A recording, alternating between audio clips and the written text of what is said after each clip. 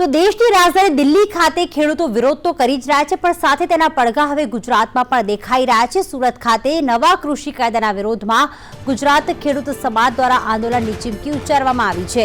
નવા કૃષિ કાયદા પરત ખેંચવાની માંગ આ તમામ ખેડૂતો કરી રહ્યા છે। ખેડૂત સમાજનું કહેવું છે કે ખેડૂતો પર અત્યાચાર બંધ કરો।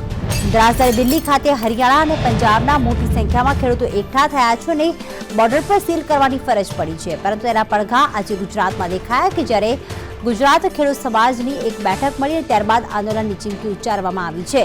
નવા કૃષિ કાયદાને પરત ખેંચવાની માંગ આ ખેડૂતો કરી રહ્યા છે અને ખેડૂત સમાજે નિવેદન આપ્યું છે કે ખેડૂતો પર અત્યાચાર કરવાનું બંધ કરવામાં આવે। પહેલા આ બેઠક મળી અને ત્યારબાદ આંદોલનની ચીમકી ઉચ્ચારવામાં આવી છે। જો હજી પણ સરકાર દ્વારા રાજ્ય સરકાર હોય કે કેન્દ્ર સરકાર હોય તે ખેડૂતોને સમજાવવામાં નિષ્ફળ જશે તો કદાચ ગુજરાતમાં પણ દિલ્હી જેવા દ્રશ્યો સર્જાઈ શકે છે, એટલે કે ખેડૂતો રસ્તા ઉપર ઉતરી શકે છે। પણ હાલ તેમણે આંદોલનની ચીમકી ઉચ્ચારી છે। રાબિયા જોડાઈ ગયા છે।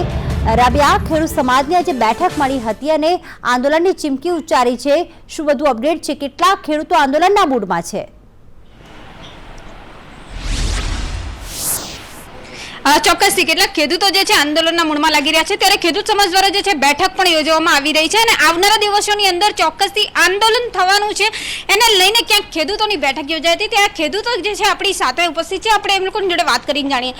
રમેશભાઈ, ખાસ જણાવશો કે અત્યારે જે રીતના ખેડૂતો સરકારની સામે ચીમકી ઉચ્ચારી રહ્યા છે, એક્શન મોડમાં આવી ગયા છે, શા માટે? તમને જાણો છો કે અત્યારે સરકાર દ્વારા જે 3 કૃષિ વિરોધી કાયદા પસાર કરવામાં આવે છે, એમાં ભારતભરના ખેડૂતો 250 સંગઠનો એનો વિરોધ કરી રહ્યા છે।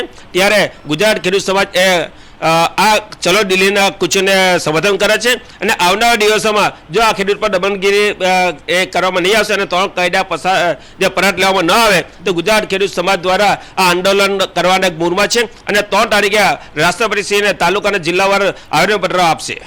આપ શું માનો છો એક ખેડૂત તરીકે? એક ખેડૂત તરીકે અત્યારે આપણે દેશની અંદર જે ચાલી રહ્યું છે કે જય જવાન જય કિસાન, આ ખેડૂત જે ગુજરાતમાં હોય કે બીજા સ્ટેટની અંદર 2022માં ખેડૂતોની આવક બમણી કરવાની વાત કરી રહી છે, પરંતુ આજે જે દિલ્હી કૂચની અંદર પંજાબ હરિયાણાના જે ખેડૂતો ઉપર દમન થઈ રહ્યો છે, એટલે આમાં ગુજરાતના ખેડૂતો ગુજરાત ખેડૂત સમાજ સાથે મળીને 3જી તારીખે રાષ્ટ્રપતિશ્રીને આવેદનપત્ર આપશે અને ત્રોપાઈનો નિકાલ નહીં થશે તો તાલુકા અને જિલ્લે ગુજરાત ખેડૂત સમાજ વિરોધ પ્રદર્શન કરશે। કસ્તી એટલે જો સરકાર ખેડૂતોના ફેવરમાં ના આવી તો વિરોધ પ્રદર્શન થશે, આપ શું કહેશો? 1947 પહેલાં ભારત અંગ્રેજોનું ગુલામ હતું। આજે આ સરકારના કામ કરવાની પદ્ધતિ એવી છે કે આ ખેડૂતો મોટા ઉદ્યોગપતિના ગુલામ બને એવો એક કારસો રચાઈ રહ્યો છે અને એટલા માટે ખેડૂતો આનો વિરોધ કરે છે।